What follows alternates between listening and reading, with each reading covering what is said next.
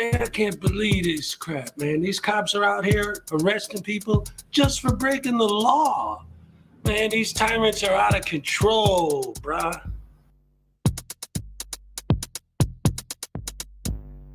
I thought you were a lawyer, now you say you can rap. Well, I've listened to your record, made me go take a nap. The rhymes you're spitting out, they make you sound like a nut. Your latest track, it's got less views now than Gun Cereal's butt. Well, you say you're just a man who wants to smoke at some weed, but you smoke yourself stupid, boy, get the help that you need. You think you could be like Tom McDonald, be an internet star? The problem is your brain's so tiny, it would fit in this jar. It's a frivolous lawsuit. You know you're gonna lose. Frivolous lawsuit. Now watch me play the blues.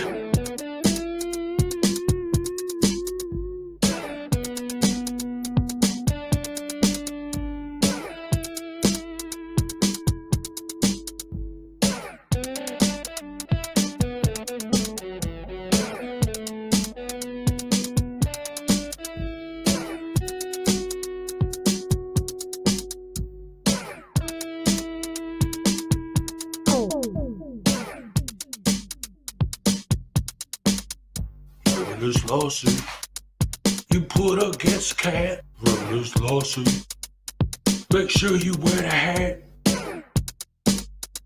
All parties have been sworn in. I've read your complaint. It's a frivolous lawsuit. The way it's written, it sounds like you've been smoking paint.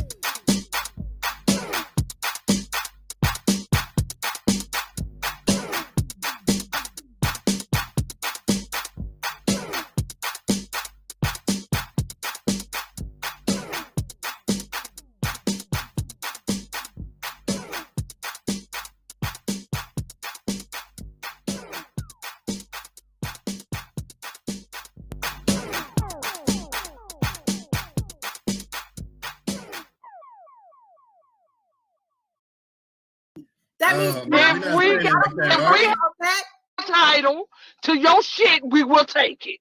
Oh, come and take it, bitch. All right. I want your money and I want your dignity, and I'm taking both. To quote my good friend Artie, come take it, bitch. Come take it, bitch. Come take it, bitch. Come take it, bitch. Come and take it, bitch. She spit in my face. Take it, bitch. She spit in my face. Take it, bitch. She spit in my face. Take it, bitch. She spit in my face. Take it, bitch. Take it, bitch. She spit in my face. You're a fucking idiot. She spit in my face. Shot little thick dude.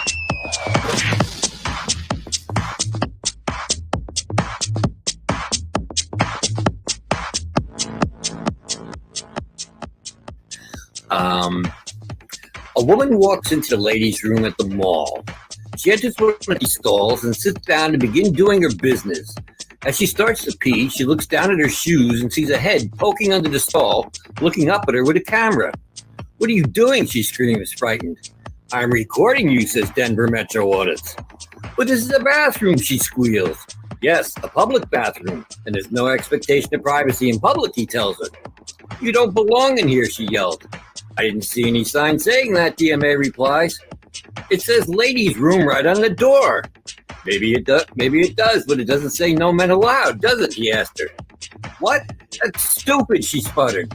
"You're being a Karen about this, and what's stupid is shaving down there," DMA answered, holding his camera up. "If you let that bush grow in, it would create privacy for your hoo-ha like a hedge." She stared down at the activist lying on the filthy floor looking up at her. "A hedge? Look, they should put a lock on that door if they don't want people coming in.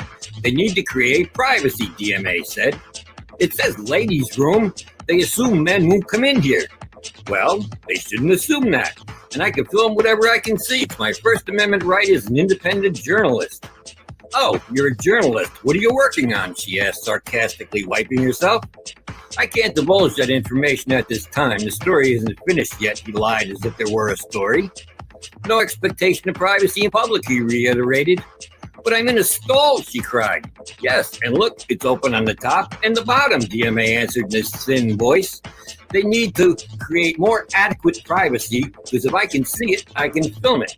You don't have to like it, but it's my First Amendment right.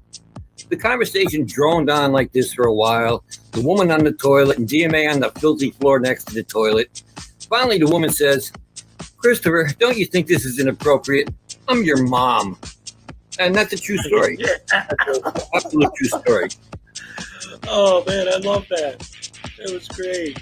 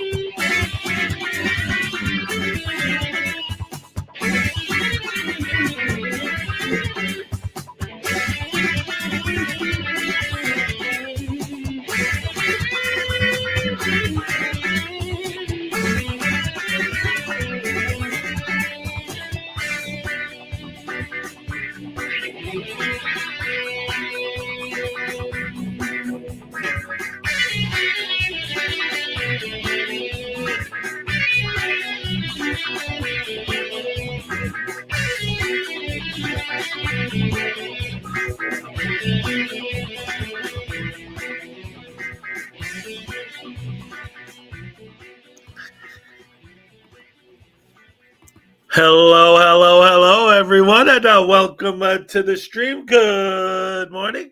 Happy Thursday morning to all of you. Love you guys so much. So happy to see so many of you here this up a beautiful morning.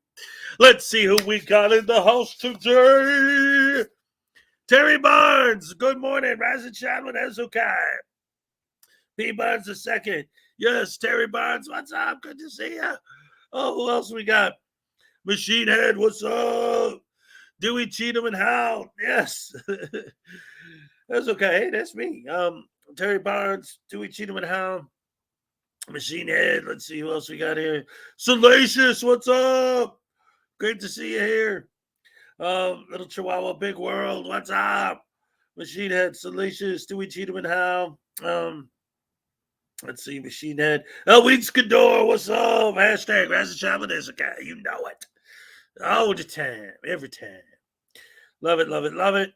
Let's see, Weeds Cador, Salacious, Dewey Cheatham and Hal. Kim Crawford, what's up, Kim? Great to see you.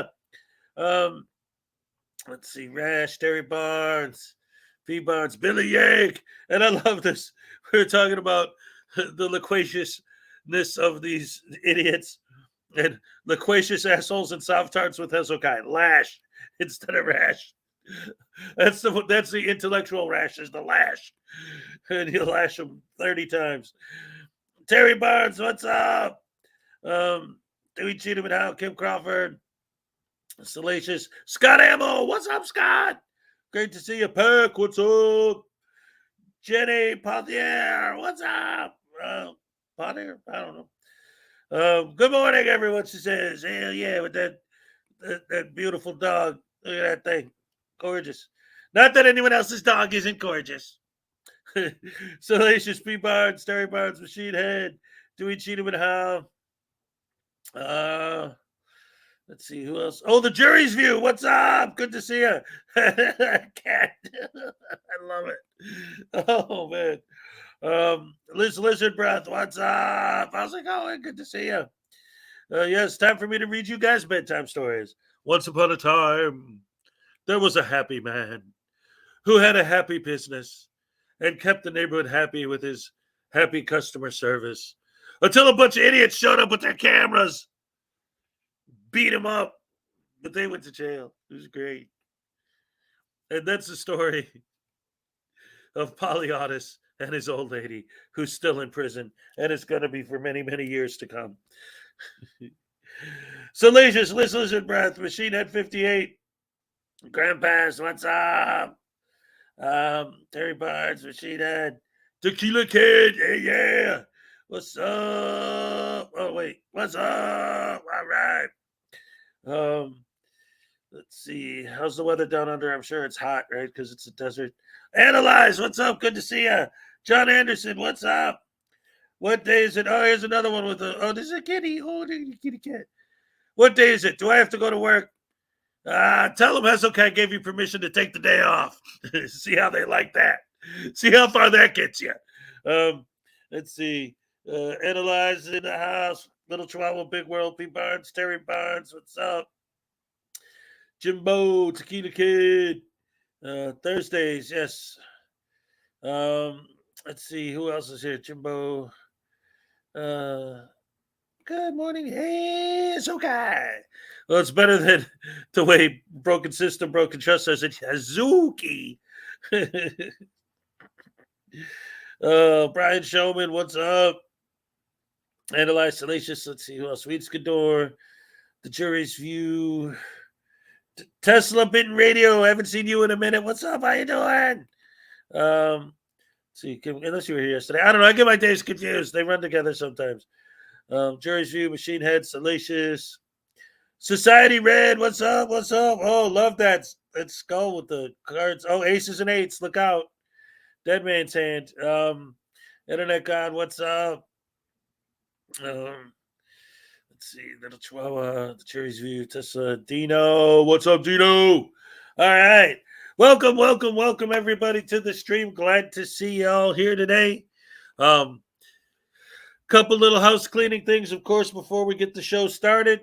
Of course, and as always, throughout the entire month of February, I have to make sure everyone remains aware that I am having a raffle where this Voodoo doll. This is handmade by Salacious, who's in the chat right now. It's a Frauditor voodoo doll. He's got the little camera with the gimbal. He's got the handcuffs. He's got the tiny black little heart. He's got the fake press pass. He's got his shoes untied because he's too stupid to tie his shoes. And he's got these, and he's got the rotten teeth, of course. And he's got these little pins. We got the taser pin. If you wanted to get tased, you stab him with that. We got the soap. If he swears too much, you can wash his mouth out with soap. Ugh. Or, if he's dirty, like a Glenn Cereal type, you stab him with that to get cleaned up. And then, of course, we have the gavel. If they're in court and you want the judge to put it down on him, just give him the gavel. And I got 2 of these. And throughout the entire month of February, what's up, Vestige of Peace? Good to see you. Throughout the entire month of February, any support to this channel in any kind of donation in any way, whether it's a super chat, a super sticker, a membership, whatever, for any amount, automatically gets your name entered into a raffle. On the first week of March, I'll pick a random name from a hat. Grand prize is going to be one of these dolls. Like I said, I got 2 of them. You'll get one of these with a copy of my book, a signed copy of my book, The Frauditors Handbook, How to Suck at Life by Hezokuai. And this is legit. If you want to buy a copy, it's available. There's a link below. It's available on Amazon. And also, I have my card game I invented, where it's the Frauditors versus I call it Heroes versus Idiots game.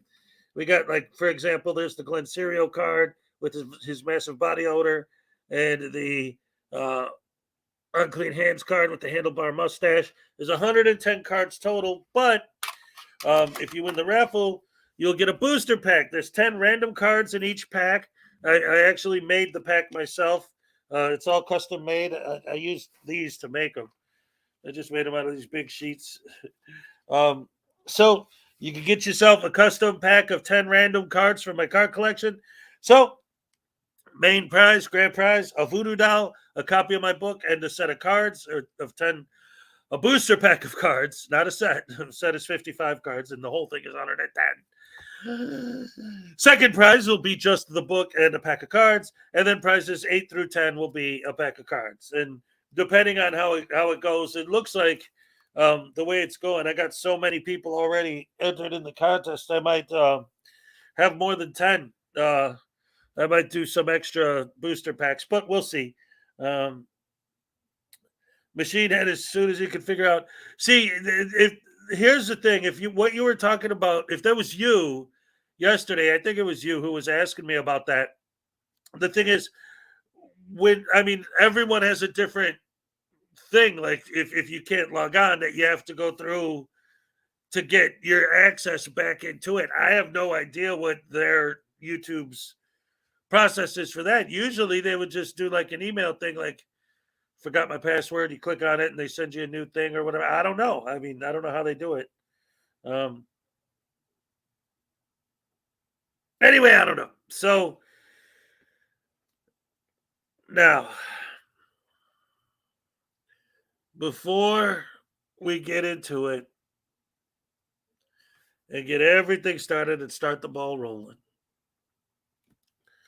I want to take this opportunity to issue a formal apology to the people of Colorado Springs, Colorado. What's up, Roisin? Ladies and gentlemen, yesterday I was ranting about Denver Metro audits. And if you were there, you'll remember what I said was, hey, you idiot, let it go. What's up, Texas Tim? Let it go. These people in Sheridan don't want you there anymore. They're not going to get rid of the radar enforced speeding. They're not going to just get rid of the law that you can't film behind the glass in that building. It's not going to happen. The people don't want you there. Drop it. Forget it. Just go back to auditing libraries. And then I paused for a minute and I thought about it and I said, or even better, get a job. But the reason why I want to apologize to the people of Colorado Springs, Colorado, is because I think what Denver Metro Audits heard was, why don't you just drop it and go back to auditing libraries? Because, ladies and gentlemen, he took my advice and he's back to auditing libraries. Ladies and gentlemen, this is the Forgiven Cherry, and he came here to help me make fun of DMA going back to auditing libraries. Hezokuai, what have you done? I don't know, man. I didn't mean it. I'm sorry. No, People. Colorado Springs, Colorado. I can't believe you, man. I had to change my picture because I was ashamed to even show my face because I can't believe what you've done. The poor librarians. Well, wait. I started right at the part where he's talking to the customers. Oh my goodness, this is going to be amazing. Ladies and gentlemen, I apologize once again. I told him, leave the people Sheridan alone. Go back to auditing libraries. I was being sarcastic. I didn't mean to actually go do it, you idiot. Ladies and gentlemen, DMA's back in the library. What's up, guys? Terry Barnes, Jimbo. Oh, man. If everybody could do that in this country, we wouldn't have no violence, we wouldn't have no problems, we wouldn't have no fights, wouldn't have no confrontation. But too many people refuse to do it, so there's going to be problems, okay? Everybody's not going to put up with that mess. You don't want me to do it? I'm guessing that's not a DMA disciple. It's just that simple. How would you like Yeah. to go into your yard playing with your kids? Set up the cameras. Right. Filming. Right. You know that's wrong. That's apples and oranges because that's private You don't property. even have to know what the code is, but you know that's wrong. Everybody know that's wrong. You don't have constitutional rights because you're poor. That's ridiculous. You wouldn't go in a rich neighborhood and do that. I bet you that. You wouldn't go in one of these suburban libraries and do that. I bet you they wouldn't. No, even more. I've been to plenty of suburban libraries. He's not lying. Why are you taking pictures? Well, actually, I was doing a tour of the whole library, and then this guy right here started. He was obviously talking about me recording, so that's why I'm recording this now. I'm recording this interaction. Now he's lying. Not want to respect other people. That's one of the biggest problems in this country. People don't want to treat other people the way they want to be treated. You know that you're in public, right, sir? So, like, there's no expectation. I have rights in public. Well, yeah, of course you have. But you see that right there? He's like, but, you know, people just don't want to treat people the way they want to be treated. They don't want to treat people with respect. Yeah, but you're in public. Oh, so that means that politeness and respect and kindness and empathy and all those things, as soon as you walk outside your door, those things just go out the window? Since you're in public, those things don't exist anymore? Yeah, that's according to DMA. Yeah, he and trust me, he's not gonna. He will not protest if you put a camera on his face. Mm-mm. Oh, no. But if you do, then you're a catbacker. Oh, catbacker. Oh, man. What's up, Paracord Princess? Good to see you. And for anyone who just joined, this video, I couldn't believe it. That's why I had to do the intro I did. Because like I say, yesterday, I'm talking about DMA, and I'm like, oh, leave Sheridan alone. Go back to doing libraries. And I was being sarcastic. The next video he posts is him doing a library. I just thought the irony was amazing. It's Hez's fault, guys. Hez did it. Just so you know, DMA watches us. Yep. I apologize again to the people of Colorado Springs, Colorado. Have rights in public, but you don't have a right to privacy in public, right? Okay. I mean, yeah, it's just like if you're on a sidewalk, right? It's the same thing. You don't have a right to privacy in public, sir. You're talking about federal law. How many times did you kick the bar exam until you passed? Oh yeah, I'm not an attorney, but you don't have to be an attorney to know your rights, though, right? That's like. I've done paralegal work. Oh, so then you should know then that there's no expectation of privacy. You can't debate with me on this. You can't debate with me on this because if you knew the law, you wouldn't be trying to argue with me on it. You would repent. So I'm breaking the law. What you would, if you knew the law, what you would do was say, you know what, you right, man, my fault, and you keep it moving. So I'm breaking the law right now. Is what you're saying? You don't believe what you believe. You don't believe what you believe. You're asking me politely? Well, you guys engaged with me. That's why I'm recording you. I actually never pointed my camera at you guys. I was kind of just doing a overview, but you guys are engaging. If you're engaging with me, then I'm going to record you. Okay? He was arguing with this lady right here. So we have this other lady here that I don't know, some lady with a can back. But, recording you back. so, but she was asking him what's the federal. Wait a minute. That's a thing now? When did he start doing that? What's that? Did you see what he just did? He's in a crowd full of people. They're all complaining about him doing what he's doing. So he says, well, other people do it. Look, here's this lady that's filming me. It was Sweet Tea. Do you see what I'm That's saying? what I was wondering. I'm all like, that's Sweet Tea that he's. What are you talking about, Hez? He was complaining about Sweet Tea filming him. Right. It's a game. It's selling it to the people that are against him. Like, well, look, I'm not the only person who's filming. This lady's filming me. Oh no, I don't know who she is. Like, so now they're playing off each other to make. I can't believe it. She wanted to be a part of the audits, man. She's been telling them, you've been hanging around with Karen Benson a little too much. I don't like the way you guys are getting close. I gotta get in. You gotta take me on your audits. And he's all like, all right, babe, I'll take you for Valentine's Day, babe. I love do better. One of the things that drives me nuts too with these guys, and this is a perfect example of it, and one of the reasons why I decided to show this video is because, the way that the public is turning against him, and he keeps making, like, the argument with this guy, you could technically say, like, oh, well, he's wrong, right? Because you don't have a right to film, blah, blah, blah, whatever. But the point is, when you're filming these people, and obviously just going after the general public, all of these customers that are sitting in the library don't want you there, don't want you filming them. So what's your response? Well, it's legal for me to film you. Yeah, but I don't want you to film me. So why can't you just not do it because I asked you not to? Like, why does it have to be a federal case? Right. But you see, the thing is that it's not just that, because obviously his thing is, oh, you guys engage with me, right? And it's like, dude, then disengage. Obviously, they don't like it. You don't have to engage with them just because they talk to you. You can disengage and just keep going. They're not gonna follow you. They don't want to be on the camera anyway. So just disengage and leave them alone. But obviously, that's not what you're there for. You're there for the conflict as usual. That's the problem. Like, this is what they always do. Always, right? It's always like this. It's always like, I'm filming over here, blah, blah, blah. Then someone says, hey, don't film me. So I turn the camera towards them and say, well, I didn't start filming you till you asked me not to. Okay, so you heard me ask you not to, so don't film me. Well, I'm only filming you because you told me not to film you. That's basically what they're saying. But they don't use those words. They say, well, I didn't film you until you engaged with me.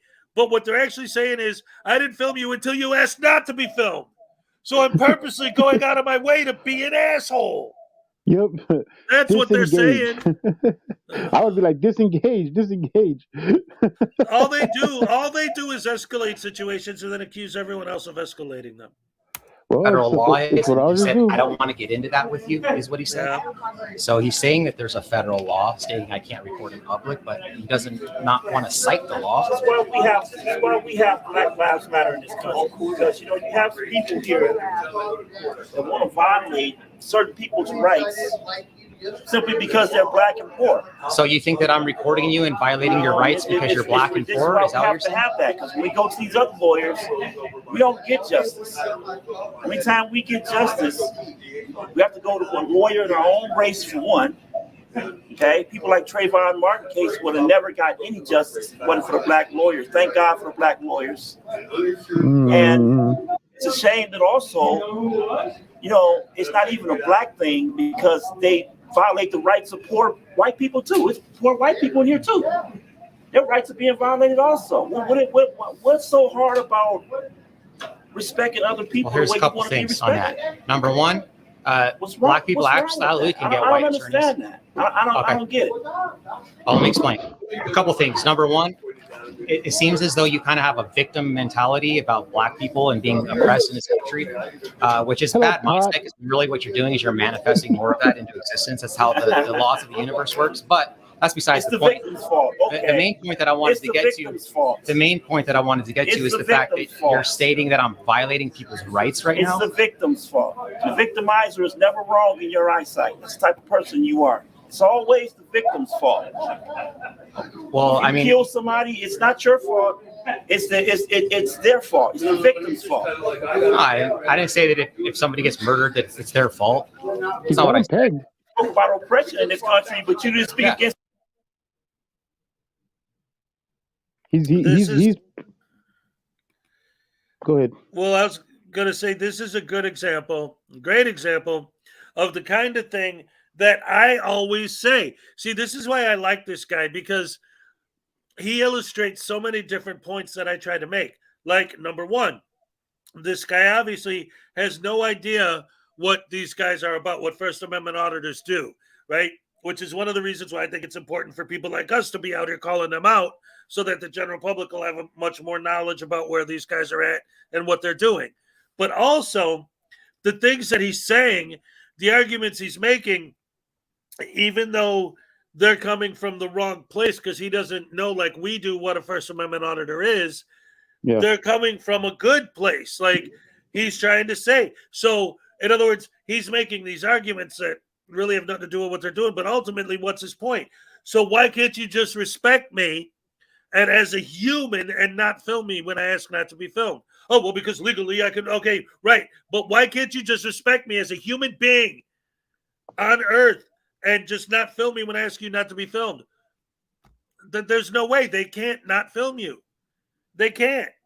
Because then, I don't know, that they wouldn't get a boner that night or something. I don't know. I don't get it. Yeah, and the man is speaking to his experience. So what he's saying and he's talking about, he feels like this is another person who's trying to take advantage of him. So he's speaking from his experience. That's why he's talking about poor people. Now he didn't want to. I could tell that he doesn't want to really play the race card, but he did it, and so he wants to go there. But at the same time, it's like he knows that for him, it's like this is the way they treat poor people. Like for him, it's like this is the way they treat me because I look like a bum. That's why I'm being treated this way. I don't have any respect from this man because I'm poor.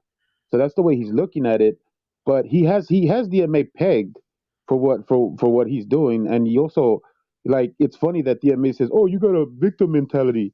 It's like, dude, Mister, don't touch me! Oh, that's a red! Oh, that's assault! Oh, You're assaulting me! Yeah, right. And then this is the other thing too, is that this guy, like what he's talking about right now, like what he said earlier, he's like, I'd like to see this guy go and do this to rich people.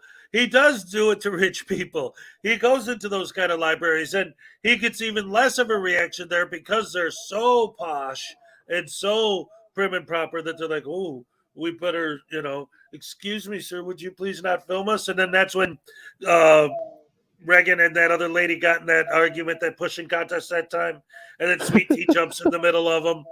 But the point is, like you said, this guy's thinking, because he doesn't know what the hell these idiots are. He's thinking, oh, because we're poor people, they think they could just come in here and disrespect us and we won't do nothing. No, you don't understand. DMA doesn't respect anybody. He doesn't only disrespect poor people, he disrespects everybody. He has no respect. And he has the biggest victim complex out of anybody. Right? Oh, man. It's the oppressor. You just speak against the oppressor. You're speaking against the person. Who's the oppressor? Who's the oppressor? Is it the white man? The white man is the oppressor? There you go. Yeah? Say that. This guy thinks the white man is the oppressor in this country. I think really the government's probably the oppressor, not the white man specifically. Right? If there's no law that exists that backs up what I'm saying, how does he have a lawsuit right now? How is he suing a company for taking his picture and using it without his permission? When you take them to court and you get a lawsuit against them and take everything they own, then they'll repent.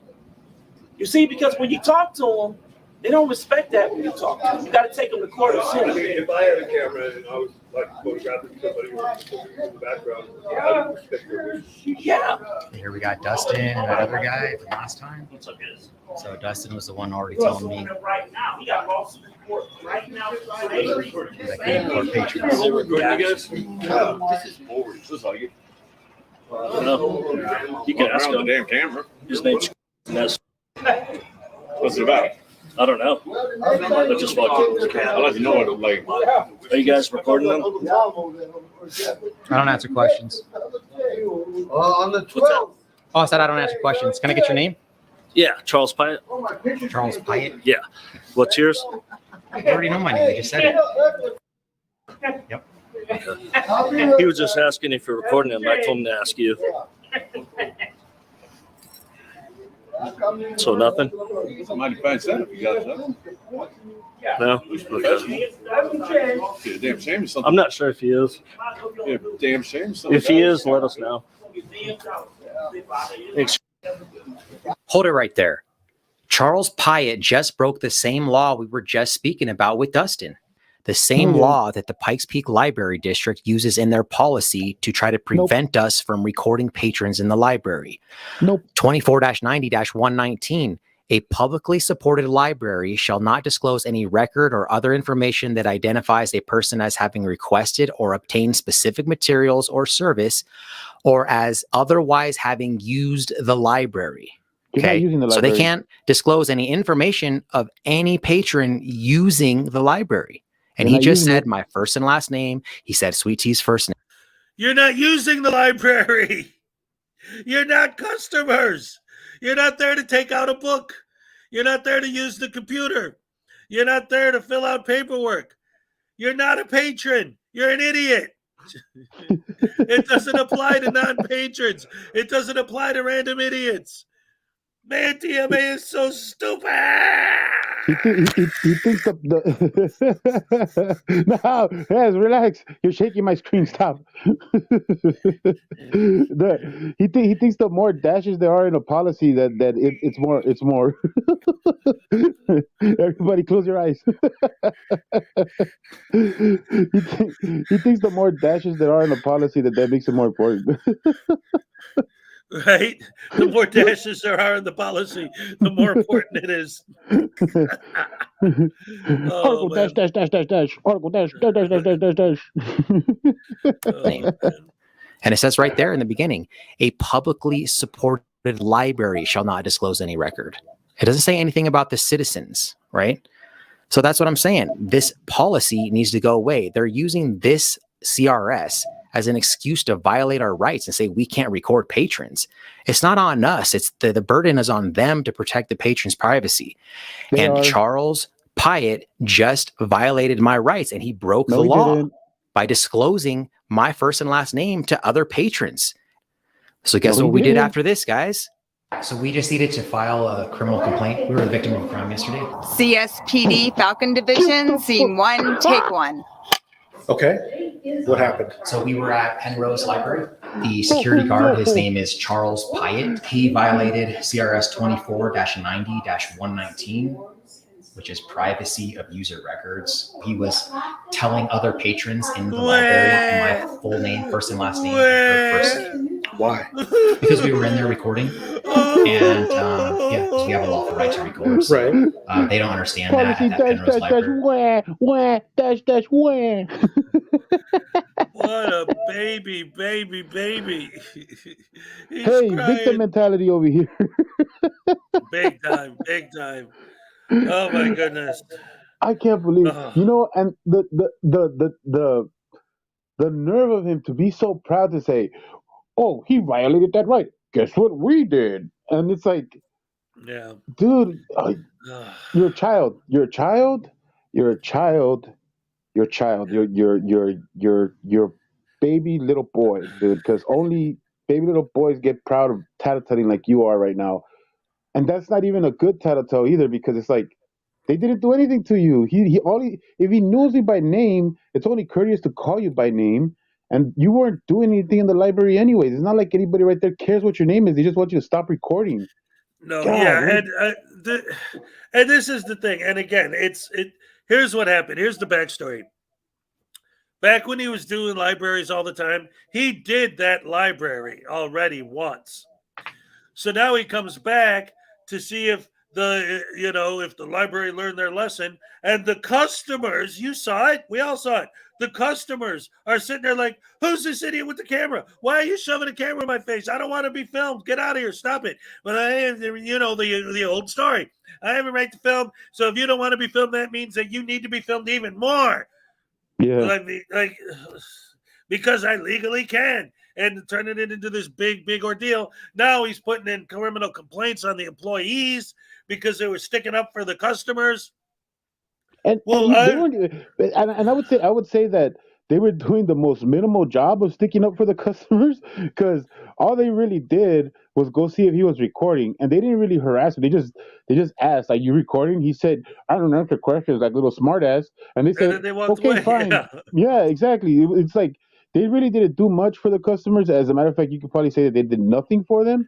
But he's still gonna go put in a criminal complaint. You're just a waste of oxygen, Chris. You're a waste of oxygen. Yeah, that's what it comes down to. Ultimately, what it comes down to is because the guy said out loud, because he's been there before, so they know, oh, yeah, that's Christopher Cordova. Oh, my God, he said my name. Who doesn't know who you are, DMA Christopher Cordova? Everybody knows your name. You're a public figure at this point. Deal with it, douche canoe. What's up, Catwoo? Anyway, let's move on to the next thing, because after that, it makes me sick because he basically wins. He just argues with the security guards and puts in his complaint forms, and that's it. So whatever. Hopefully they're all going to just end up in the shredder, and then 6 months from now, he's going to be on here complaining about how I never got a response on my complaint. Well, because there was no merit. Yeah, and when they ask him, well, why don't you give us your name and a number where we can call you so we can tell you where you could send your response. I can give you an email. Yeah, right. I'll just give you an email. Oh my God. Anyway, for the next video, I just wanted to show this more because I haven't shown an Aztec Ninja video in a long time. So I got to give Aztec Ninja some love. So I'm going to show the new Aztec Ninja video for you guys. Back? Well, I don't know if he was ever really gone. Was he still doing content? I just kind of know he kind of had like didn't he have like a little bit of a hiatus? Because I haven't seen nothing from him. I am subbed. Yeah, about 2 weeks ago he came back. Oh, interesting. Yep. So, like I said, we haven't. Okay, guys, time for the next video. In a while, so here we go. And we go back to public safety, aka little Chrissy doing what he does best, and that is being a complete asshole to people. So apparently, they're trying to have some type of meeting with the supervisor of Child Protective Service or whatever, and so obviously, as soon as I make this video out, he's going to go out there and he's going to try to say that I am making him look like a bad person. Well, before he does, let's go ahead and let's watch the first part of the video when they get into the building. Do you guys think he's going to start off with like a simple hello, how are you? Or do you think he's going to start off being an ass right away? Gee, I wonder.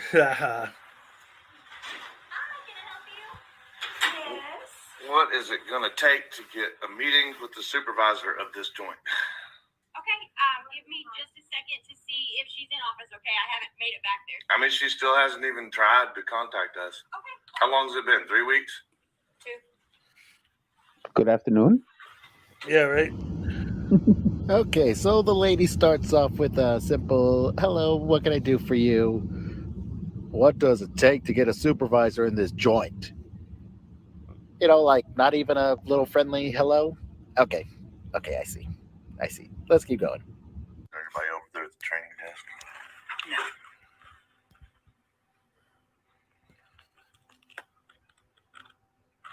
No. Well, that ain't Amy. Hello. Hey, good morning. Good morning. So we went back and we talked with them. Unfortunately, they have been advised per our legal department not to speak with you. They can't do that. That's what our legal department has advised. So your legal department advised them to violate my First Amendment. That's what our How legal did they department violate your has First advised. Amendment? That's obstruction. Wait a minute.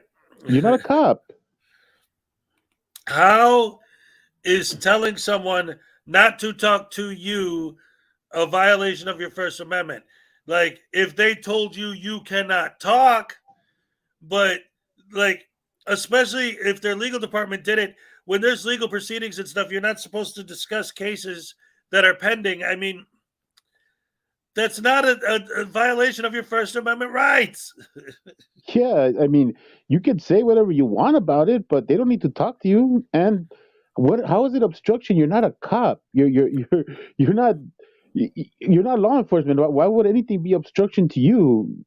It would be the equivalent of like somebody coming in the chat right now and saying, "Hey, can I be up on panel with you guys?" And I don't give them the link, and they're saying, "You're violating my First Amendment right." It's like, no. I only did that once, Hez. I only did that once. Okay, I learned my lesson.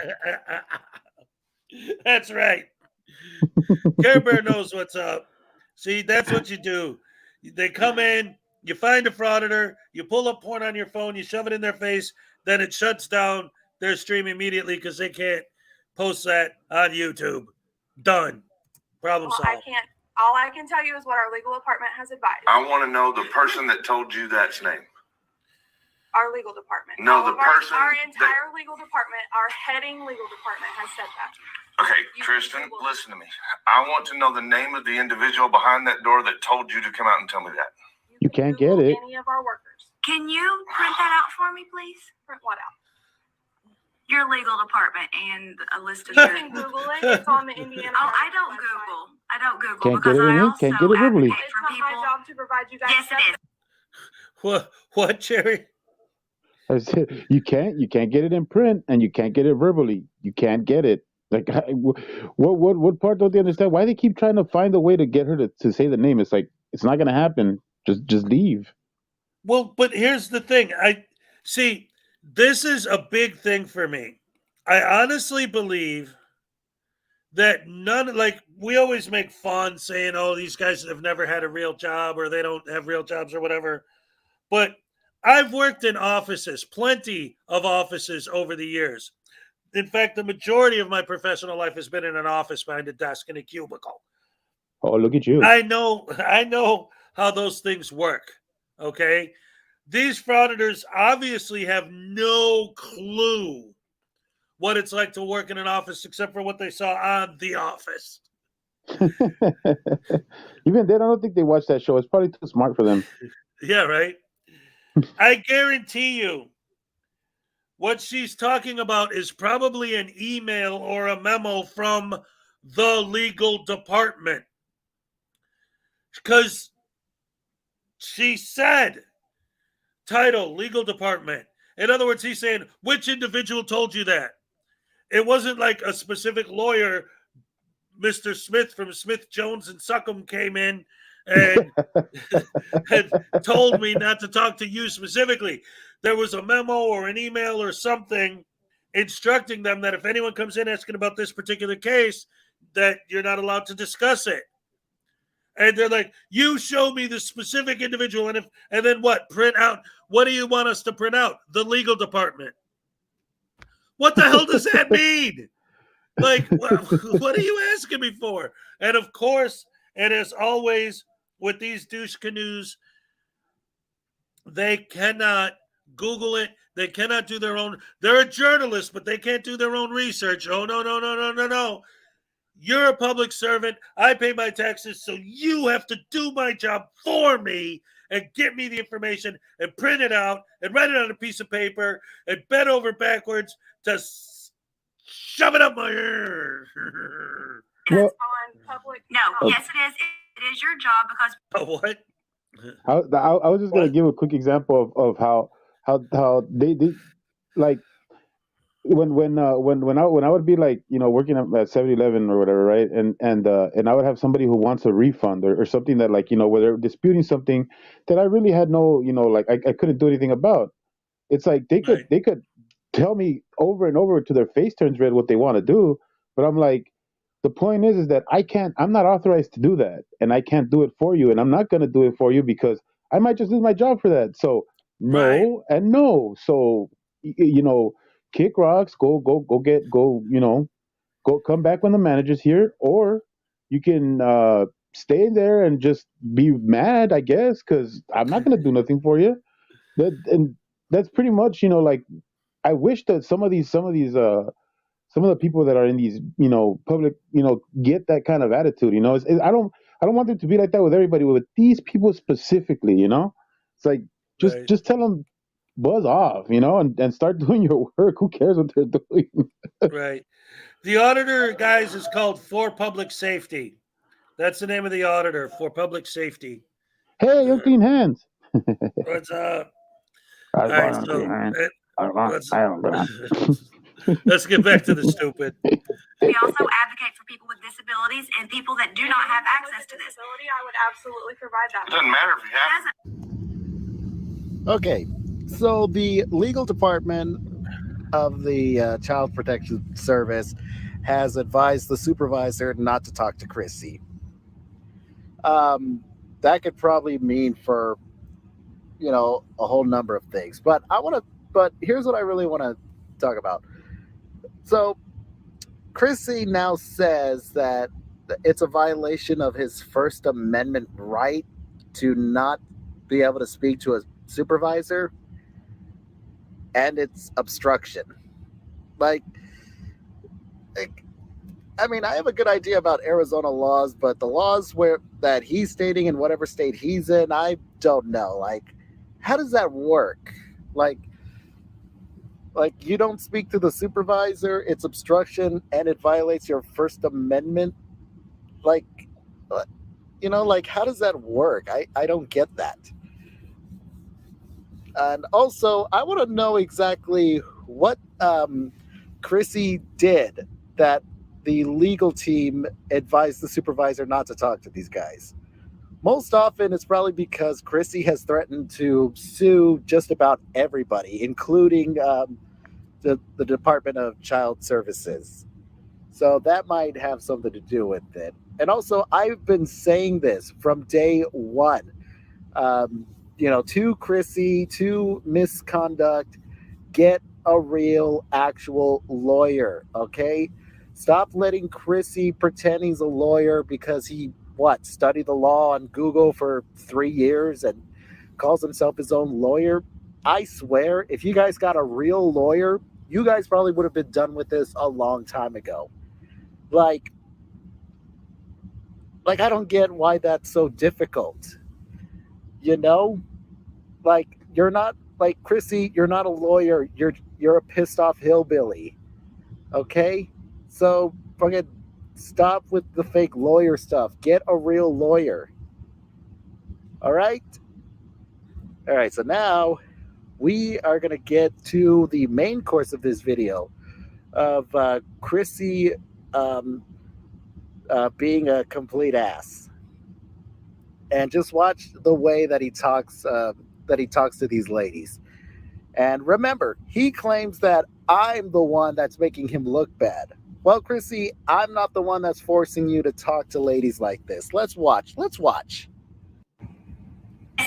on public. No, yes, it is. It is your job because we also advocate for people with disabilities and people that do not have access to this. I would absolutely provide that. It doesn't matter if you have It doesn't matter. You don't get to put your opinion into state law, okay? So do your job. I ask you to print it out. Thanks.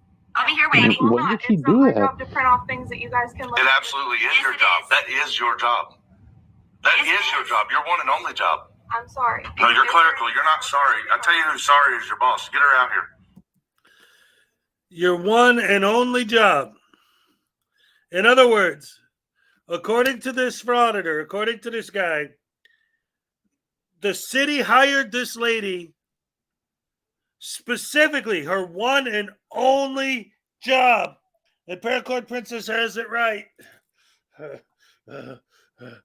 Oh my God. He's saying that this lady's job, her one and only job, is what he said. Those were his words. In other words, she was hired and is getting paid specifically to sit and wait for an idiot that is perfectly capable of looking up the information themselves and printing out the information themselves to come in and tell her that she has to print out their forms for them. That is her job. I'm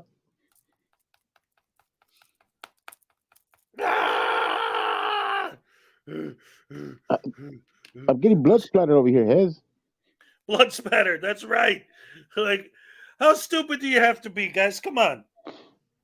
How could anybody believe that? Like, seriously, like, you know what her job is. And her job is specifically her one and only job. It has nothing to do with filing paperwork. It has nothing to do with customer service. It's all about waiting for an idiot to give an unlawful directive and to make an unreasonable demand and you to fulfill that. That's what it said on the application when she filled it out. Did you know that? When she filled out the application, it said, because, you know, when you look at job postings on the internet, they always have a little description of what the job is. And what it said in the description was, your job is to wait until someone makes an unreasonable demand and then immediately follow that demand and comply without question. That's her job. The one and only job. Yeah.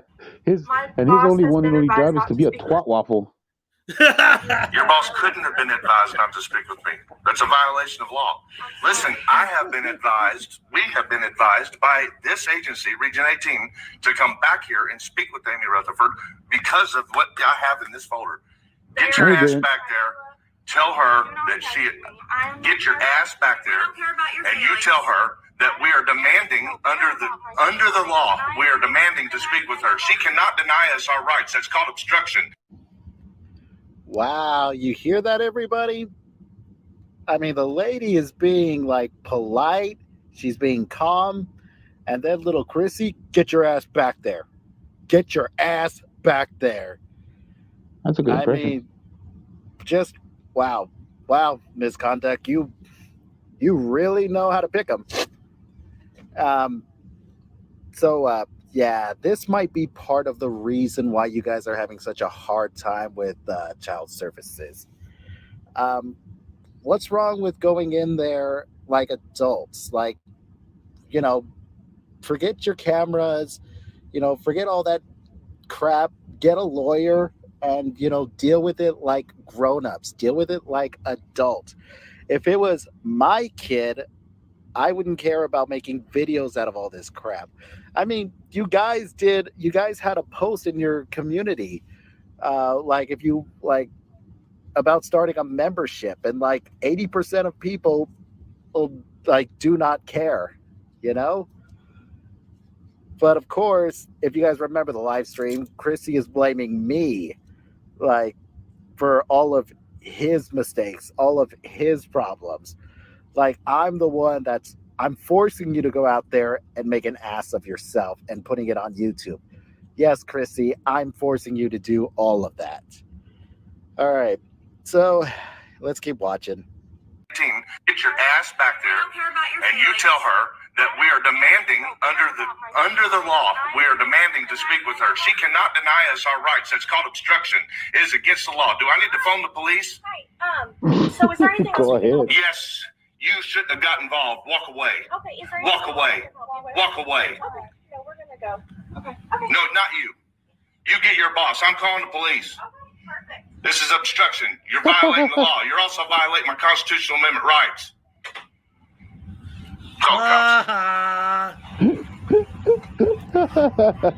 And now, ladies and gentlemen, Chrissy is about to ascend to something beyond a frauditor.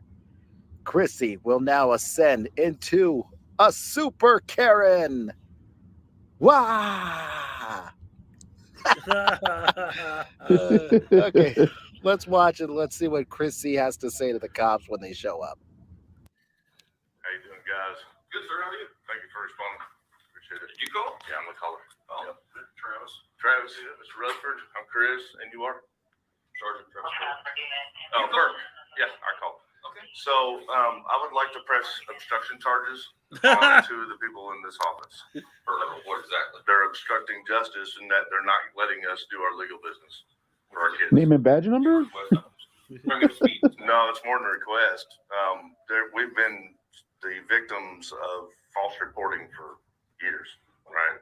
So somebody's like claimed a case against you, and is that what you're saying? Several, like 20 something. So they keep doing it. It's false reporting, habitual, repetitive false reporting.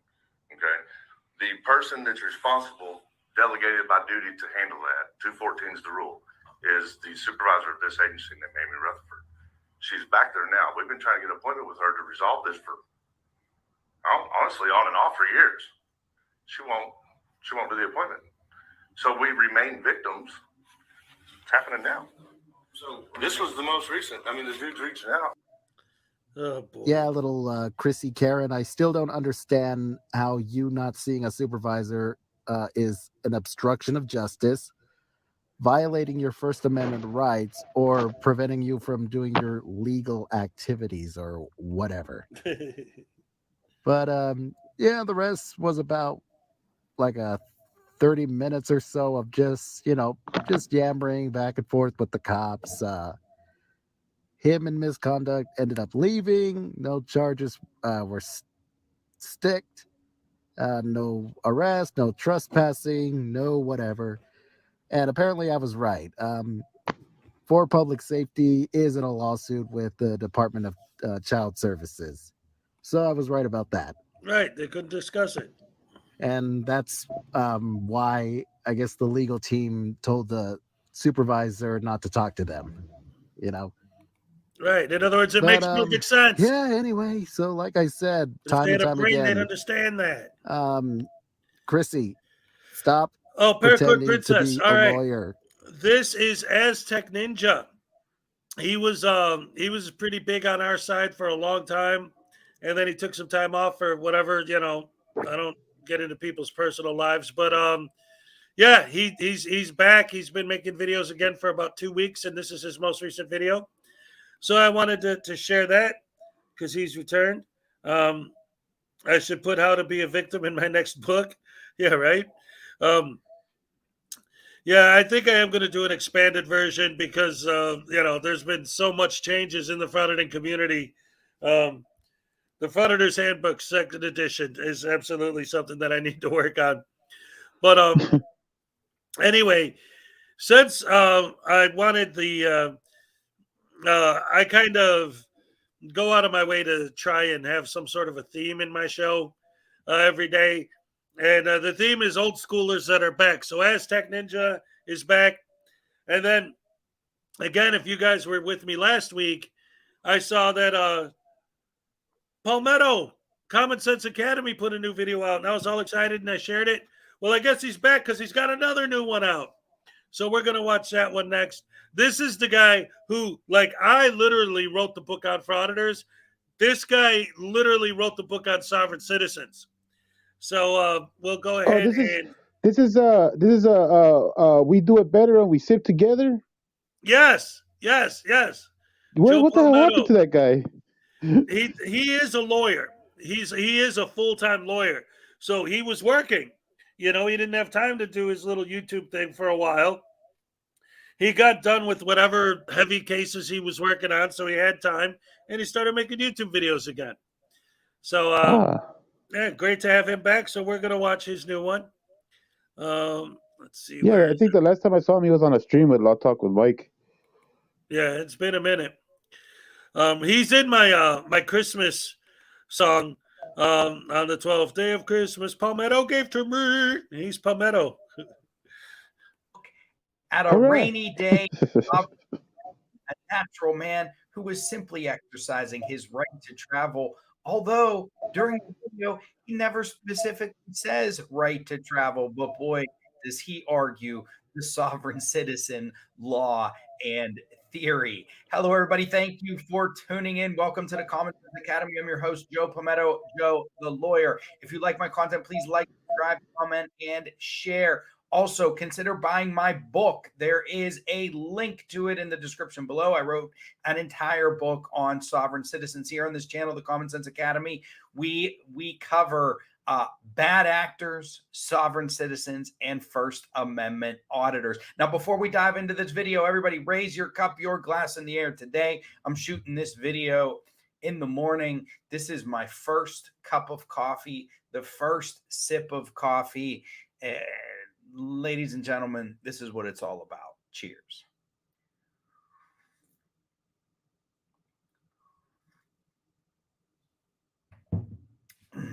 Delicious. All right, let's watch this video. And where's your block right now? It's on my holster on my hip. Okay. It's open carry right here. Would you relinquish that weapon to me for safekeeping? Not right now. I wouldn't like to do that. Do you have a valid driver's license, sir? Everything that I have is right there. The question is, do you have a valid driver's license? I reserve my right not to answer any questions at this time. And like I said, everything, I'm not trying to be. Oh, I just figured something out, guys. I noticed earlier that Palmetto's aspect ratio was messed up. And I was wondering why he would do that, why he would make a video where he had a bad aspect ratio.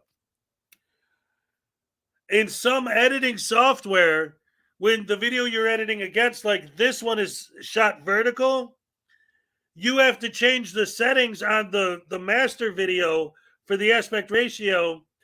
If you don't, it will automatically change yours.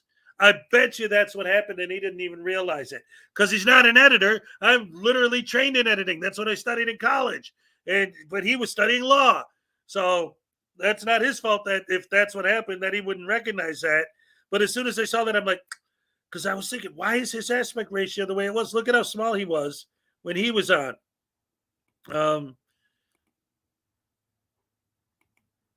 Let's go back a little. See? So I noticed that, and I thought that was weird. How come he didn't go full screen? I bet it's because since the original footage he was using was filmed vertical, his editing software defaulted him to the same aspect ratio as this. Wow. I'm sorry. I'm getting a little too technical, I guess, guys, but it's just, I noticed that. I'm like, what the hell?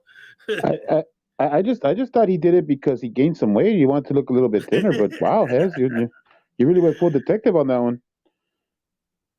Yeah. Actually, Dewey Cheatham and How, yes, there is a digital version available on Amazon. Yeah, definitely. I could probably, if you already bought it, I could probably work with you to get you a digital copy. Go ahead and send me an email. He pressed the aspect ratio button, didn't he? LOL. Well, yeah, when you're editing, like I notice sometimes if it squeezes me, what I'll have to do is I'll have to go to the original video. And I mean, in my editing software, I just right click on it. It gives me the option to change the aspect ratio. And then you just change it to, 16:9, and that fixes all of these problems. Anyway, that's all technical stuff. So let's get back into the actual stupid. And look at this guy with his gun here. Telling the cop, yeah, I got a gun. So what? Well, let's find out. So what? At least he admits it and doesn't try to hide it. Right here. That would be dangerous. Would you relinquish that weapon to me for safekeeping? Not right now. I wouldn't like to do that. Do you have a valid driver's license, sir? Everything that I have is right there. The question is, do you have a valid driver's license? I reserve my right not to answer any questions at this time. And like I said, everything, I'm not trying to be vain. And just so you know, yes, I'm a peaceful guy. If you want me to like get out at any point, or if you plan on taking me into custody, okay. Well, if you do, just know I'm peaceful. There'll be no need for you to use any force of any kind. I'll comply to any lawful order given. Okay. All right. Thank you, sir. We'll leave that to the discretion of the police. Documentation for the vehicle? Anything with a VIN number on it? The vehicle is not technically what y'all would consider like a motor vehicle per se. It is my car. It is titled to me. I don't believe that I have the title with me. I think it's in my safe at the house. Do you have any documentation to open the vehicle? I can check and see for you, but like I say, if this is an automobile, it doesn't follow under the purview of the Motor Vehicle Code. This is the Constitution of the United States. Oh boy. How about a driver's license? Not I don't believe I have it on me. No. Not that paperwork, just the driver's Like I license. said, this That's is it. just One a little car, thing. sir. It's just a It piece probably of property. costs It's just as not much to get all registered. that stuff just to get The a license. registration, like the tags that are on it, or the tags that I have for it, they simply say exempt. So this is private property, and I do reserve all my private property rights at this time. What's Okay, your personnel where's your number, sir? driver's license? Yes, sir. 318 Virginia Beach. And how do you pronounce your name? See, one of the things that these guys have done, one of the good things that have come out of this whole movement, is it's made me have more respect for the cops. Because if I was a cop and I pulled someone over and they started giving me this stuff, it'd already be over and I'd already be well on my way to getting fired. Because I would have been like, where's your driver's license? Well, I got this. And the second they started pulling out that stuff, I would know, okay, this is a sovereign citizen idiot. And I'd be like, okay, give me the driver's license or you're getting your window smashed in, you're coming with me. And if they said, but I don't know, bam, smash, tase, pull, cuffs, go, done. You still wouldn't be wrong for that. Just don't turn into Mr. Stabby like you did with the voodoo doll. Oh, no, yeah, that's the thing. This is the part I left out. So after that, instead of taking them to the station and getting them printed and booked, what I do is I take them to the woods, handcuff them to a tree, and be like, you want to see a tyrant? You want to see a tyrant? Well, there's your tyrant. No. I'll give him a tyrant. I'm not even a cop. How about that? My name and badge number is FU. Oh, my God. No, it's scary when you're closer, guys. It's much scarier when you're closer. I know. Anyway, I'm trying to illustrate a point. I'm being sarcastic the way they call these cops tyrants, and yet the cops are so patient. They let these guys yap on and on and on, and they put up with so much. It's like these guys should be given medals for standing there and listening to these idiots and having the patience not to choke them. And it's like, but instead they're being called idiots and morons and tyrants. And it's like, come on, man. Yeah, it's such a simple thing. It's so simple, even if you don't agree with it, like, if you're going to run your stuff, you should understand at least the minimum thing that the cop can't do nothing for you. He's there to enforce the law. He doesn't make the law, and he's not going to adjudicate you guilty or not guilty. So stop it. Just stop it. Yep, stop the stupid. Jenny John? Okay. Thank you, sir. What are you guys doing today? And then what was your name, sir? I didn't get your name. ALBRIGHT. I don't shake hands. Okay. I don't know, sir. Understandable. I have no idea whether or not you have any kind of curable diseases. I hope not. Okay. We're going to take a closer look at your vehicle to see if there's a VIN on it. Okay? We're started. Okay? The VIN plate that's on the dashboard, which is supposed to be viewable by any law enforcement agency or any inspecting agency, has been blocked with some kind of tape device. Okay? Is the VIN plate on your door still intact? Yes, it is. Okay. Is the VIN plate on the firewall of your vehicle still intact? It should be. Okay. I haven't modified or changed the car in any way. The automobile is how I guess it was from the factory. Okay. First document I want to issue to you, sir, is a Virginia uniform notification indicating that your privilege is driving the Commonwealth are suspended, which means you cannot operate a motor vehicle on these highways in the Commonwealth. Okay. Whether you choose to drive anywhere else, that's entirely up to you, but you cannot drive in the Commonwealth. Okay. The second document I'm going to issue to you is an unregistered motor vehicle. Okay. The Commonwealth law indicates that in order for you to drive a vehicle on the roadways in the Commonwealth, the vehicle must be registered in the Commonwealth and or another Commonwealth and or state as prescribed by law. Okay. Based on what I see there, that is not a plate that's been issued by a federal agency, state agency, county agency, or city agency in any manner. Okay. Okay. Which tells me that that vehicle is not properly registered. Okay. Okay. Court date is June 18th, be at 9 o'clock. Okay. The traffic court room be at this address here, right here in the city of Virginia Beach. Your signature is required right there. Okay. Your signature is not a admission of guilt. It just simply states you understand what the summons is being issued for. This block right underneath, this check which indicates you can prepay this if you choose to do so. As a matter of fact, I'm not going to allow that. I'm going to require you to respond to the court and address the court as to why you choose to drive a vehicle on the Commonwealth without the proper documentation. Okay.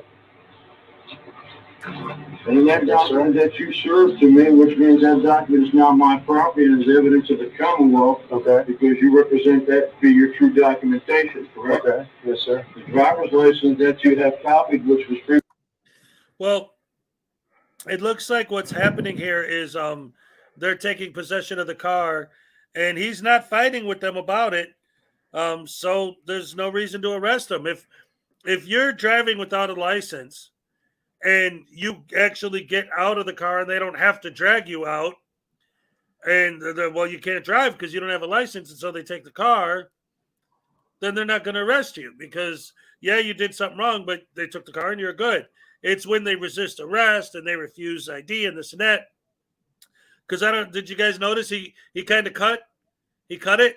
Like the guy was talking to him about why he got pulled over, and then all of a sudden he cuts, and now these guys are talking to him about what he's going to have to do to get his car back and signing the thing that they took it. Like there was something in between that he's not showing us. It was probably the part where he cooperated, and that's why they're being nice to him now. It's the truth though. When I was driving like that, with no license, this was a while back ago when I was a kid. I got out of the car cool and everything, and the cops just took my car. They just impounded the car, and then they told me, well, you can walk from here. And I was like, oh, okay. Yeah. So and all these guys that where they get arrested or they get their window smashed is when they're not cooperating. They clearly tell them, if you don't give me your ID, if you don't give me some kind of information, it's obstruction. And they're basically arresting them to find out who they are. So that's why they get arrested. If you get out of the car when you're driving without a license, it's basically your car being impounded is you going to jail, because that's all the hell. That's of your being in punishment jail. for driving without a license. Yeah, you don't need anything more, but they add to it by acting like fools. Yep. Just like wasn't there a Frauditor or a soft sit, like or a more, I forget if he was a more or a soft sit, but he was talking all wild and everything, and they were impounding his car because he was driving without a license, but he didn't get arrested either. He was just, but he was like he was pushing his luck, talking a whole bunch of crap, but he didn't get arrested either. Oh, yeah. There was that famous video that was going around for a while. I think Schrodinger did it back in the day, where there was that guy where while they were towing his car, he was outside screaming at the cops and literally jumping on the tow truck and all that stuff. And they ended up filing a lawsuit against him from the towing company for damages to the tow truck, but he never got arrested. Right. Previously issued to you by the Commonwealth. Where is that document this time, sir? I'm not sure where it is at this time. Okay. This brings us to the notification of suspension, okay? Based on you telling me you don't know where your license is at this time, that's the block I'm going to check, okay? And I will give you a copy of this form. The original form will be returned to DMV, and they will serve due notice on you as it's required. Okay. So you're going to confiscate the other document that I let you read? That becomes a state document. Okay. Because you're representing yourself as an individual. Okay. No party of the government. Okay. Right? Well, no, I'm a citizen. No, it's not one of those sovereign things. This is all lawful. This has to do with the federal Supreme Court cases that have been heard. Okay. It has nothing to do with you comply with the Commonwealth law. Well, the Constitution. I'll talk to the judge about it. I mean, I don't want to try to argue with these guys. I know you're trying to do your job. Do you have insurance on that vehicle as required by Commonwealth law? It's just a car. It's not anything that would be falling into the purview of the. You know what? Let me ask something. I've been thinking about this. Does anybody in the chat know if you know what I'm talking about even? Because whenever that comes up, whenever the idea of these guys not having insurance comes up, it always is a question of like, so what's going to happen when one of these days, one of these idiots gets in a car accident and they don't have insurance? Then what's going to happen, especially if the accident's their fault? They're going to be in Does a lot of crap. anybody here remember, and if there's been any updates on it, I want to know because I'm very interested in it. A while ago, there was a sovereign citizen who got in a car accident that killed somebody. And he didn't have any insurance or registration or license or any of that. Whatever happened to that guy? Because that would be a really good case to look at to see, talk about case precedent, a good idea of like, this is what can happen. This is why you need to have all of that stuff, because things like this could happen. He's in jail for he got 5 years? Okay. All right, cool. See, yeah, I didn't know. Man, dude, if I can tell you a quick story about not having insurance, my brother had just bought a new car, and he was reliant on the insurance when you leave the lot and everything, and he was supposed to get his full coverage insurance at his regular insurance company, and he waited and he let it lapse, and he was like within the 2 weeks like span that he had to go get the new insurance, and he didn't go get it. He got rear-ended during that time with no insurance. So the accident wasn't his fault, but with no insurance, he couldn't pay to fix his new car because it was too expensive to fix it. He basically paid to get a car that he couldn't fix, and he had to put it on the side and fix it like slowly because there was no he couldn't do anything about it. There was no insurance to pay him out. Ah, okay. Well, Lisa, that does seem like anyone could argue, the time he's spending and like how, when you kill someone, you want it to be forever. But when it is the result of a car accident, it's not necessarily, murder. It's manslaughter. It is a different crime under the law, Murder requires intent. Right. So, I mean, 5 years or it seems like that's not long enough for someone who killed someone. It's like, but it's different when you get something like, someone like, Daryl Brooks, who runs somebody over, and instead of stopping and getting on, and oh my God, I can't believe I ran someone over. My life is no. He just keeps driving and running more people over. That's why he got life. Because after you hit the first one, and then the second one, and then the third, and you kept going and hitting more people, at that point, it's no longer just an accident. It's no longer just manslaughter, right? That's when it becomes a whole different thing. So, yeah, I could see the idea behind it, But, anyway, there you go. But yes, Lisa, that's the point. Yes, you're right. Because he didn't have a license, because he didn't have registration, because he didn't have any of that, because he's a sovereign, he shouldn't have been driving in the first place. So that does make it a little different. But again, it is what it is. I don't know. Like I said, you guys telling me right now in the chat is when I found out what the result of the case was. I knew when it happened, but I didn't know the results of the case. So the fact that he got 5 years or whatever amount of time it is, okay, yeah, I didn't even know. This is the first time hearing of it, so I can't really comment on the justification of that specific period of time. Daryl deserved the Sparky chair, yeah, but they don't have those in Wisconsin, unfortunately. Yeah, we gotta go back to the days of the guillotine, Dang. Hey, let me tell you something.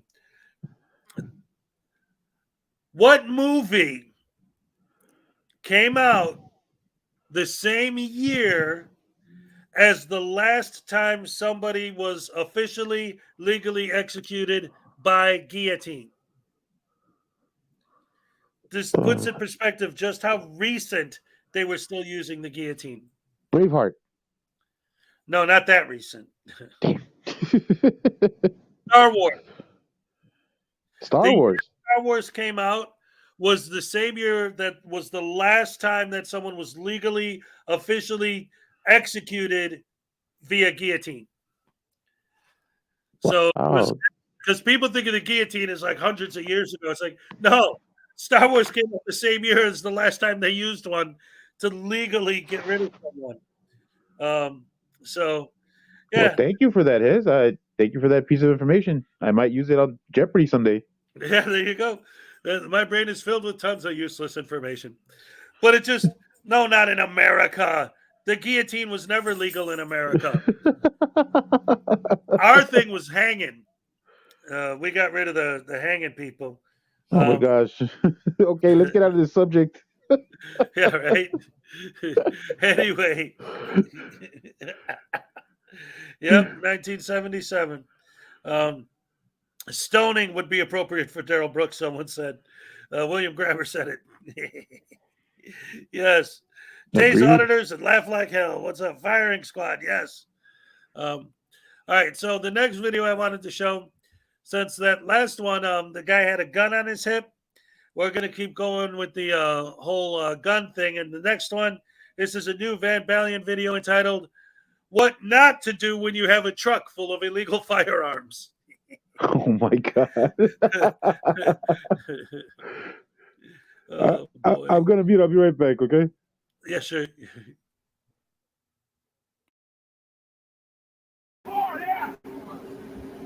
Get out of the car! Get out of the car! Get out of the car, yeah!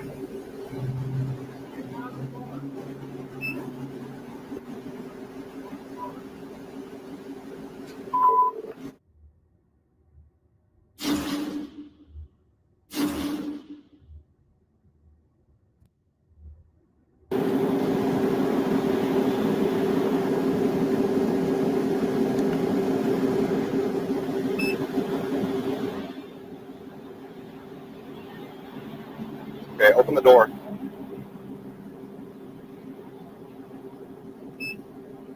Open the door. What's that?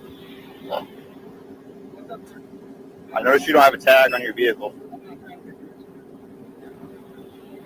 Okay, if I need to talk to you, I'm going to open the door. All right. How is that illegal? How is that? Please tell me how that's illegal. I need to talk to you to identify you. It's a shame we can't really make anything out what the driver is saying, but apparently he identified as a sovereign and became verbally aggressive towards the trooper, asserting that providing his ID was illegal and the trooper had no authority to request it. So yeah, the typical sovereign citizen script, basically. I need it. I don't see a tag on your vehicle, like I said. What's that? How do I know that? That's why I'm stopping you to ask you about the vehicle. That just means the vehicle can go under 25 miles an hour. Okay, do you have your ID on you? I will look. I'm not going to say whether I know that or not, because I have to look. Okay? All right, do you have your ID with you? Okay, can I please see it? Okay, can I please see your ID? Okay. 1386, right. Okay. This can go very smoothly. You could have been out of here by now if you just show me your ID. 1386, 1013. 10-4. Okay, so then what's the issue? 10-4.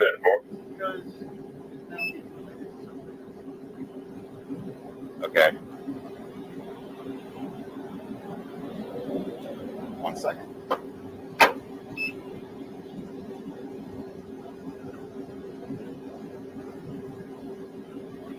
Nope.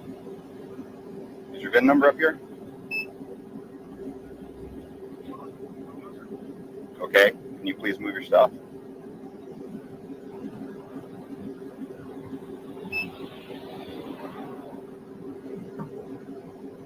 Are you able to move this?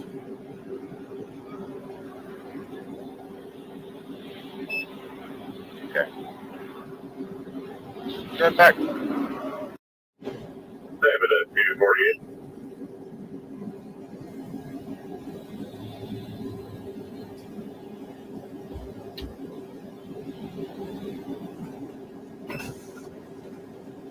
What's up?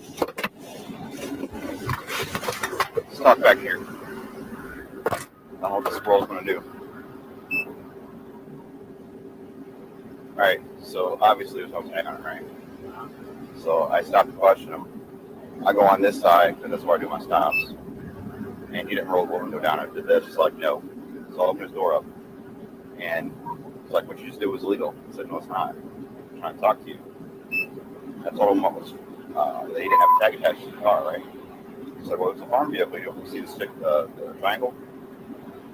Yeah, so not only did he claim that his truck is a farm vehicle, apparently he also had a copy of the statute dealing with farm vehicles on him. So he's supposed to be sovereign, but uses statutes when he thinks they might benefit him. How deliciously hypocritical. So, okay, well, let me get your identification. It's like, I have it, but I'm not going to give it to you. And I can see a signal 0 sitting in the console. All right, so. Okay. That's cool. All right, so we're going to jerk him out of the vehicle. Yeah, he's not complying. We're going to get him out of the vehicle. He doesn't want to ID himself. He does. All right.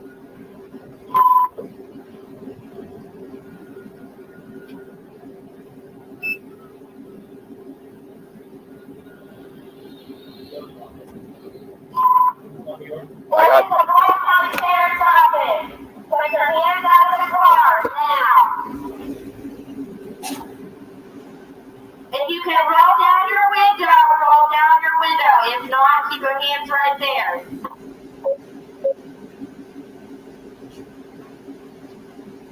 Passenger, put your hands out of the car.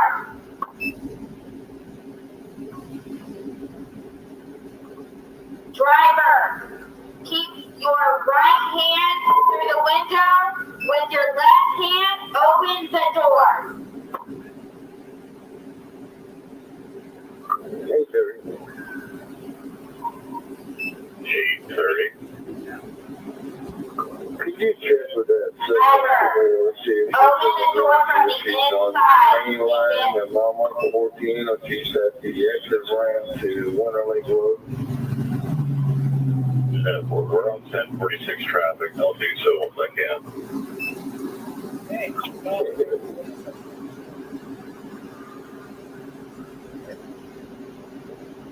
Keep your hands out. So I think it's obvious to absolutely everybody at this point that any commands to order them out of the vehicle are going to be ignored.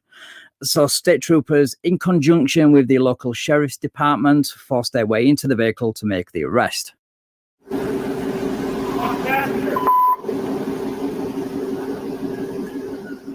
out of the car now! Get out of the car! Get out of the car! Get out of the car now!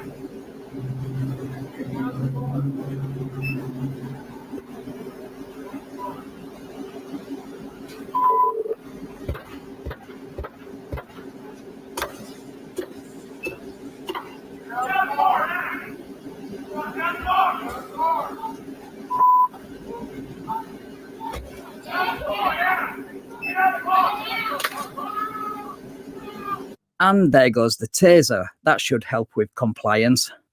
Get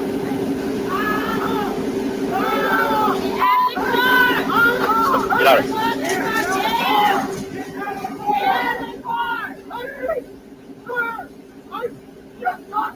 Open the door and get out of the car. Now! Open the door! Open the door!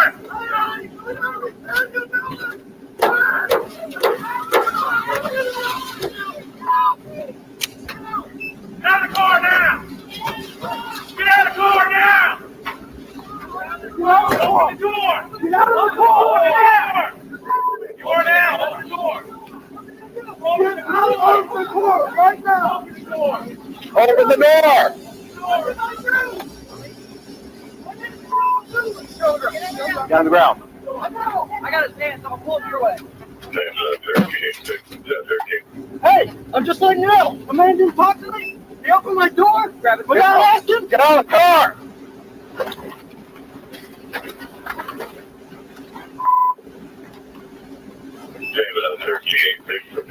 Get on your feet! Put your hands behind your back! What was my fault? Resisting! I'm not resisting! You're resisting! Put your hands behind your back! Am I under arrest? Yes! Yes! Okay, under what crime?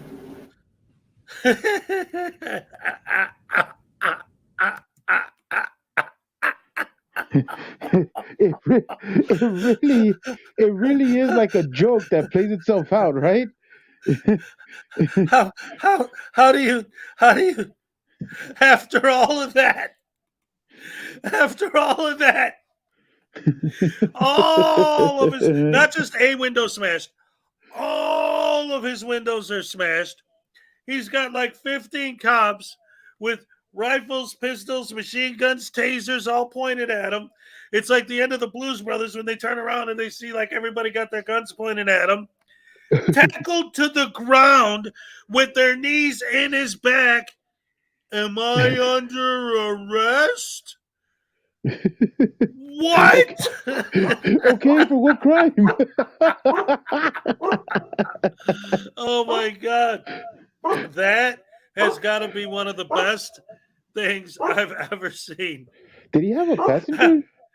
No, I think that was him that they had to pull him out of the passenger side because he wouldn't cooperate. Oh, okay. It's fun. It's crazy because, like, we're laughing at this situation, like with this guy, but you only go back a few years and you see that first, like that incident with that sovereign citizen and that his son where they execute that one cop. Yes, and they kill the cop. Yep. Yeah, dude, it's like you need to see that video and understand why these cops took him out that way. Right, and understand why the sovereign citizens are dangerous, man. Anyway, that was perfect. Like this meme with Picard, like putting his hands on his head, is kind of overused, but it was so perfect. This one was perfect, in this scenario. Like, how can you go through everything he just went through and then, am I under arrest? While you're on the ground with 15 cops pointing their guns at you and they're slapping cuffs on you and they got their knee in your back. Am I under arrest? Oh, like, man, that's stupid. You heard what he said. He's like, Dad, he said yes, and he's like, for what crime? So funny. Oh my God. Well, it would have been just a minor tag violation and you could have been on your way back to the farm, but no, you had to play stupid soft-sit games, so you win stupid prizes. But some of those prizes include felony gun charges, which we will discuss at the end of the video. What crime, Kurt? What was my crime? I'm being resisting. First, tell me my car. Resisting. Tell me my car. Resisting. Tell me my car on camera right now. Why are you breaking the law? The man did not talk to me. He opened my door and then told y'all you tased me, you broke my window. None of the sheriff's department talked to me. Calm down. I am. I'm just talking loud. Why is the sheriff's department doing what a state trooper told him without talking? You did not even talk.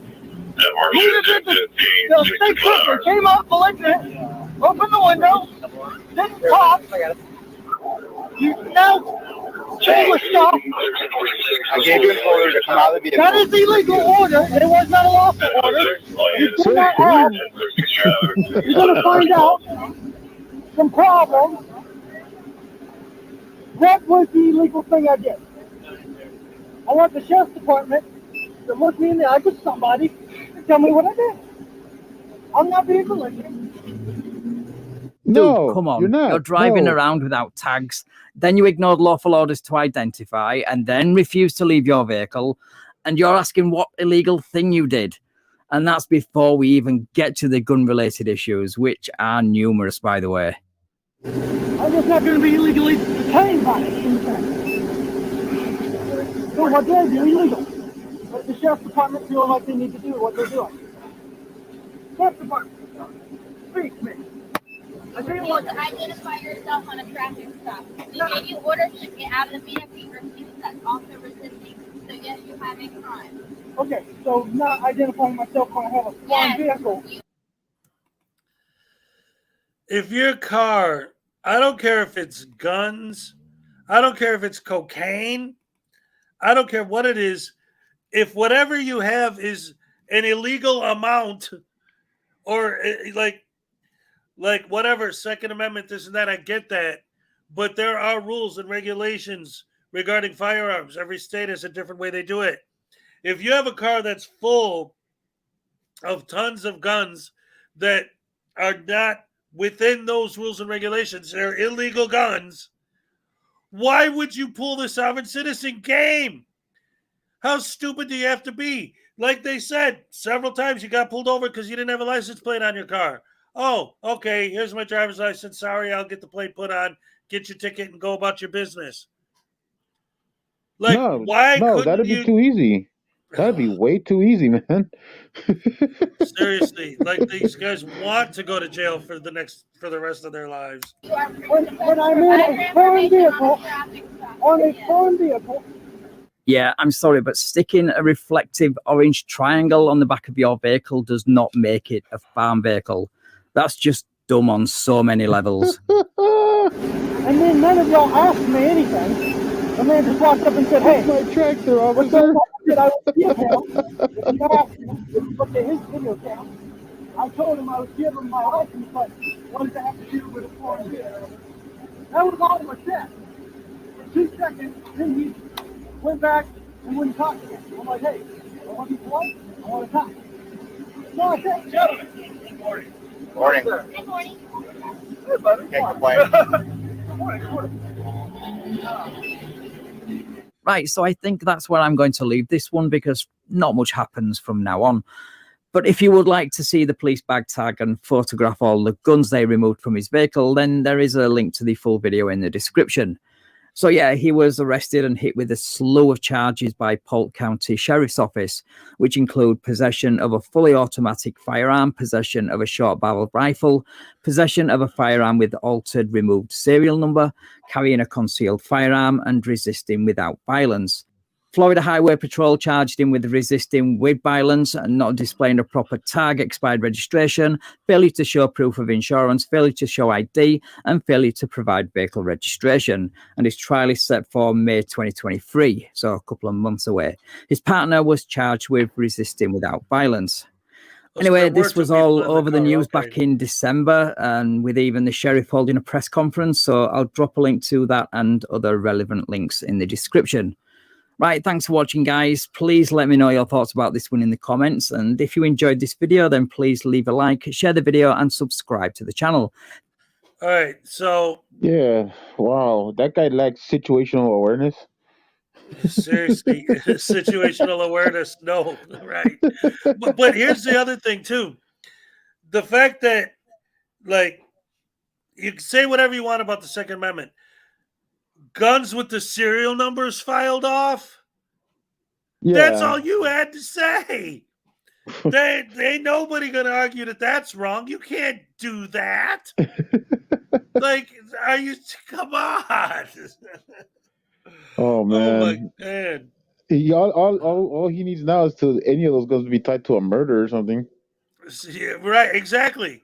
Well, that's why you would scrape the serial numbers off so that you can't connect them to anything. You could go to ballistics and all that, but still, that's horrible. What crime did I commit? What crime did I commit? I wish stupidity was a crime. You'd be locked up for life. Holy crap. Oh man, oh man, oh man. I love the fact that there's like a bunch of cops on top of him. He just got tased, just got drug out of his car, and he's all like, "I want another crime now. Give me the crime." Yeah, at this point, sir, I think it's a little bit past that point. You are going to jail, period. Do not pass the go. Do not collect $200. Man, I was thinking about something the other day I wanted to talk about here too. Like in general, with you guys. So listen, I don't know, because I saw Rogue Nation in here earlier. I don't know if he's still listening. I'm assuming he got timed out or booted. But this is something I was thinking about this a lot. If you really, truly are trying to find corruption, especially within the police, what you should do is, when you're filming and a cop comes up to you and asks you for ID, when you go to hand him your ID, instead of handing him your ID, hand him $100 bill. And say, here's my ID. I'm allowed to film all I want. And if the cop says, oh, yeah, sure, and walks away, now you're exposing corruption. Now you have video of a cop taking a bribe. Or you're in Mexico. Or you're in Mexico.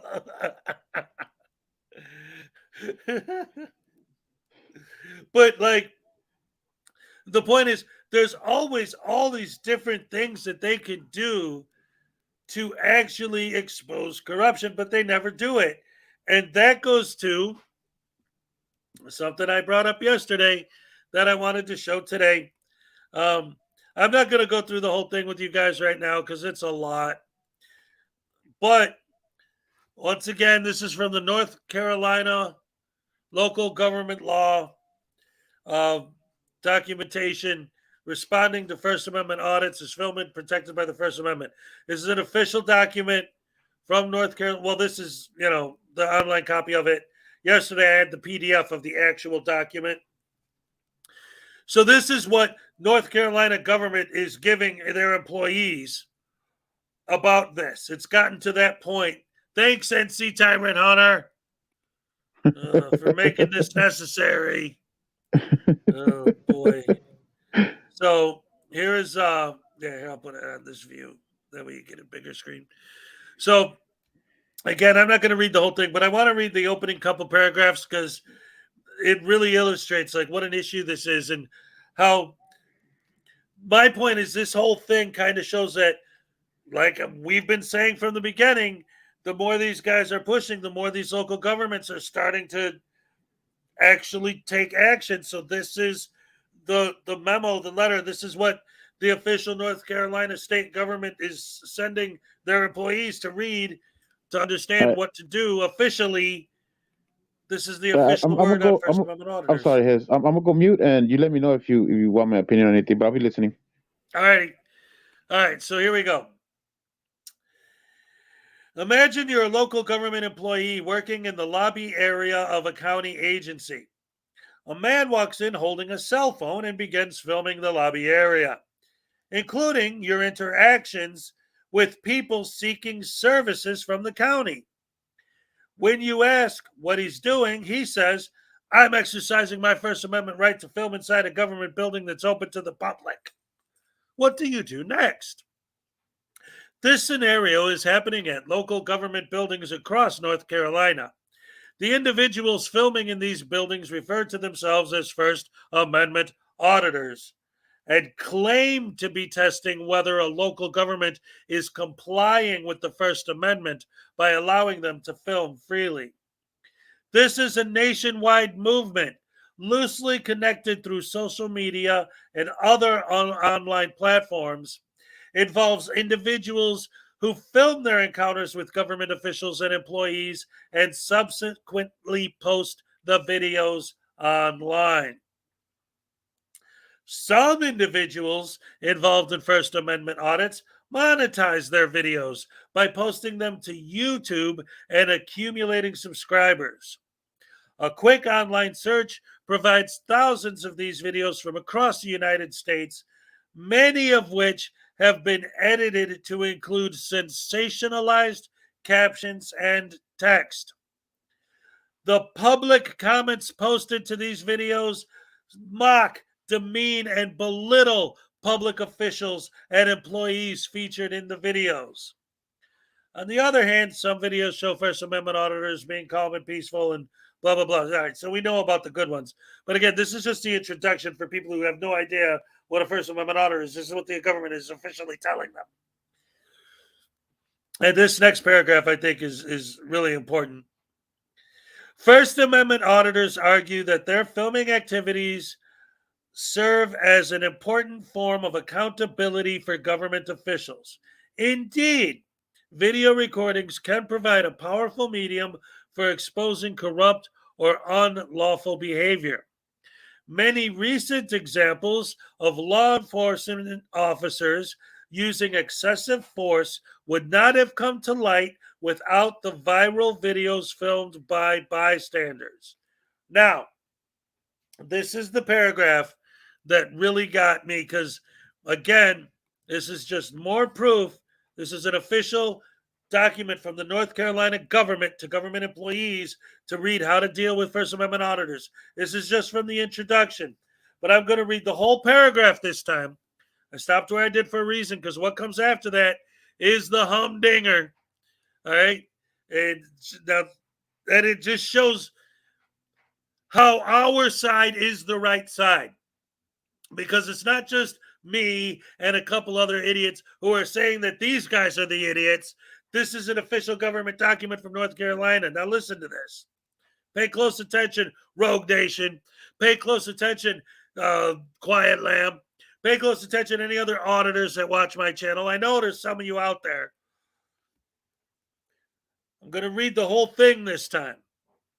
First Amendment auditors argue that their filming activities serve as an important form of accountability for government officials. Indeed, video recordings can provide a powerful medium for exposing corrupt and unlawful behavior.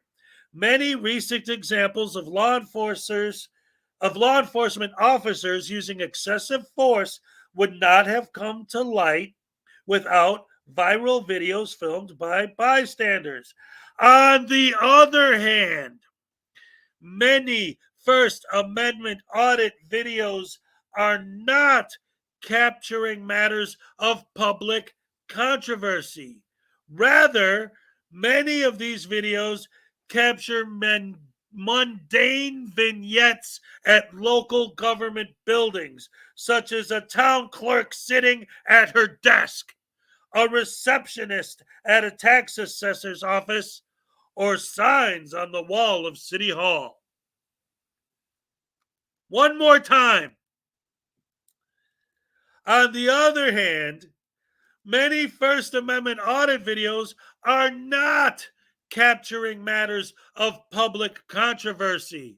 Rather, many of these videos capture mundane vignettes at local government buildings, such as a town clerk sitting at her desk, a receptionist at a tax assessor's office, or signs on the wall in City Hall. Hang on, I saw something. I just want to address it real quick. Quiet Lamb.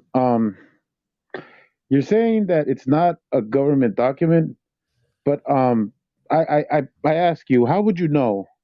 How would you know what a government document is? Are you a government worker? Are you a politician?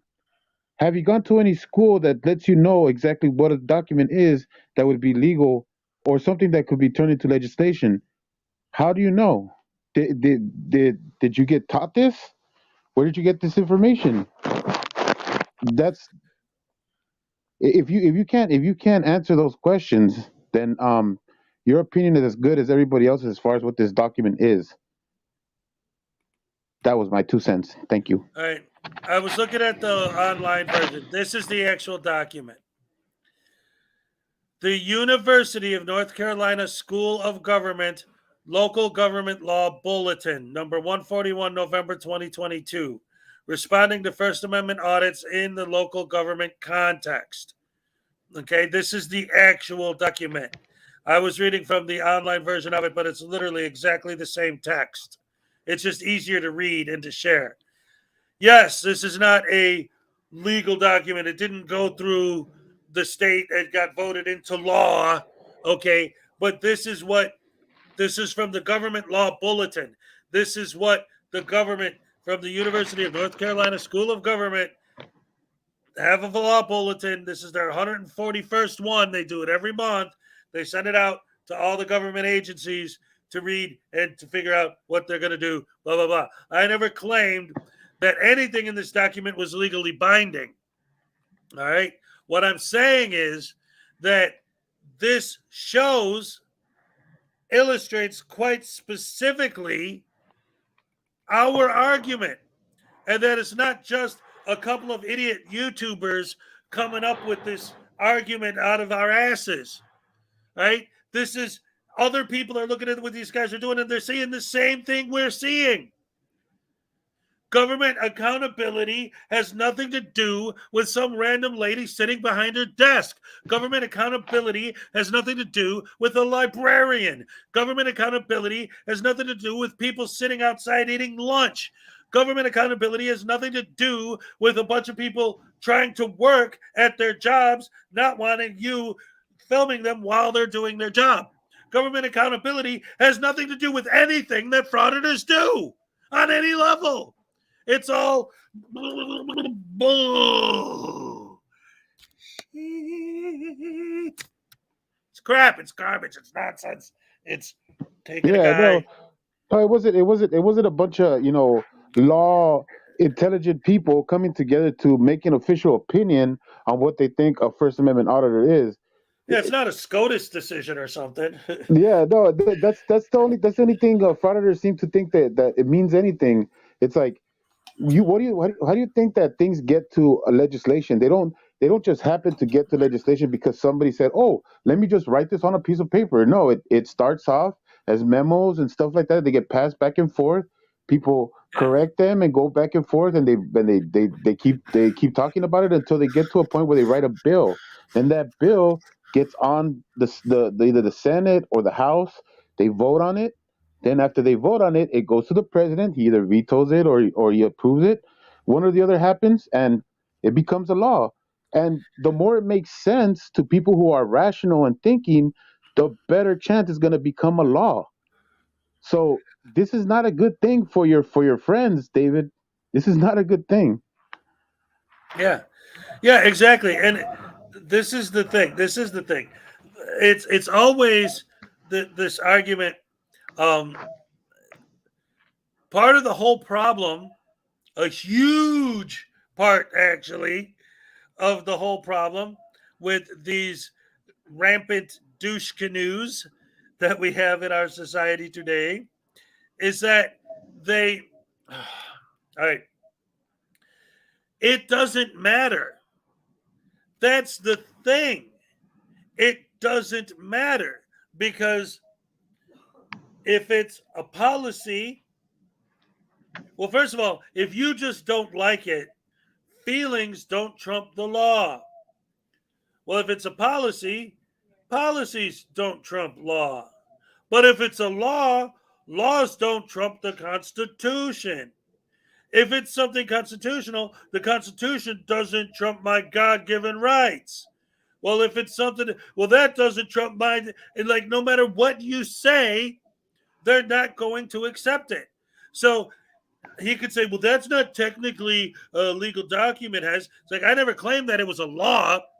I said, this is a document that they're giving to everyone to read to say, hey, look, here's what's going on with these guys, right? And to warn them. Because again, the general public doesn't even know what the heck a First Amendment auditor is. Although apparently there's been a couple episodes of Blue Bloods where they had First Amendment auditors they had to deal with. So it is getting big enough to where they're making it on the TV. Oh no, Uncle Artie's Bar and Grill is stupidity's here. I would say, David, you're not qualified to talk about anything that has to do with laws or anything like that, man. Just stick to, I don't know, what do you do? AC repair? Just stick to that. I don't know.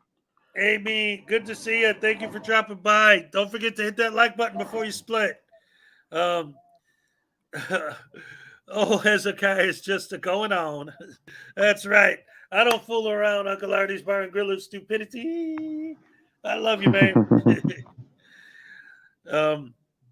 I did read the entire document, Jerry. Yeah. Anyway, the point is, and again, you can read. Wow, you can wait. Can you comprehend? Anyway, so this whole thing is, again, it's not, yes, I understand it's not binding.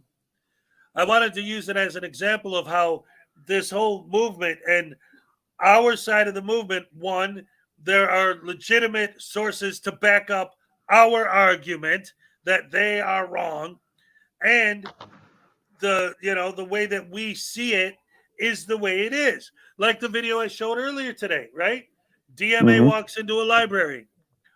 All of the customers, dozens of people, are like, dude, stop filming us. What's your problem? What's why are you doing this? Well, because I can, and because what does pissing off random customers in a library have to do with government accountability? What does pissing off random customers inside a library have to do with transparency, accountability, corruption, any of those things? It doesn't. Yeah, check out Author Associates. He got me with that one. I was almost gonna laugh right now in the middle of your rant, but did you see it? David has qualified buffoonery instead of qualified immunity, qualified buffoonery. Oh man, that's great. Look at this. I'd love to see an NCIS episode with First Amendment auditors. Could you see Anselmo dealing with Jethro Gibbs? Oh no, that would be bad. What's up, the enforcer? I'm going to be fooling with your live stream on. You better not. It's going to be okay. So, Uncle Artie, in case you didn't know, and I got to announce it anyway, so that's good that you brought it up. So, just in case for anyone who doesn't know, I got a new thing going on every Saturday at 5 Eastern. It's the Hezokuai and Frauditor News Network show. I'm the host. Frauditor News Network is the co-host, and every week we're going to have a different guest. This Saturday at 5 p.m. Eastern Time, we're going to have Witch of Heart. Next weekend, it's going to be Doc Danger.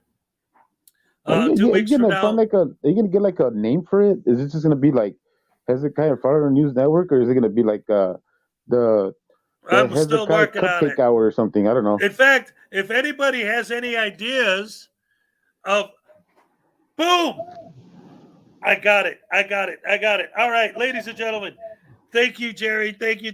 You just gave me an idea and you didn't even know it. That's what I do. I just got a really cool idea.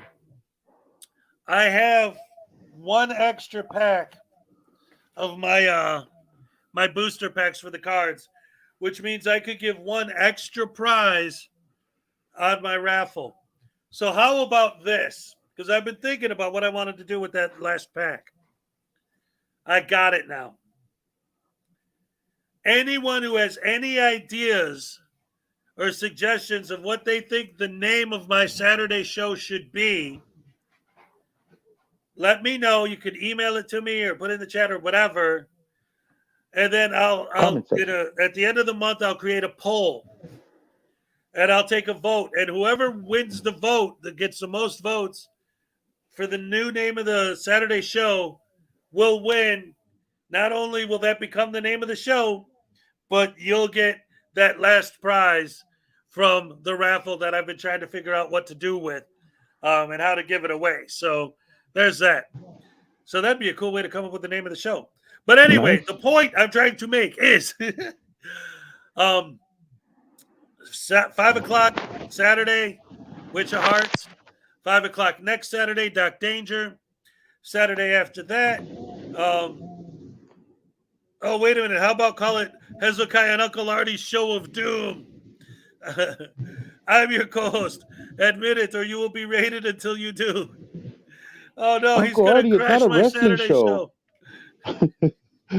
Uncle Artie, this is not a wrestling show. It's not going to come on Sundays at 2 in the afternoon. Okay, that's not what it is. The name of the show, Hezokuai and Uncle Artie's Show of Doom.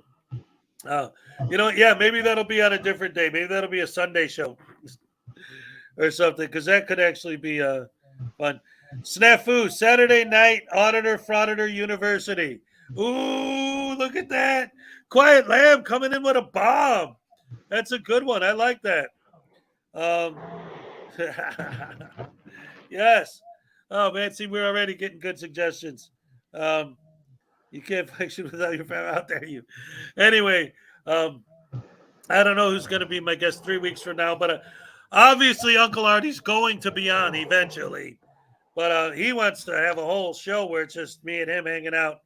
Uncle Artie's going to be which on would be fire? fun. Huh? You said Uncle Artie's going to be on fire? Oh, I don't know, man.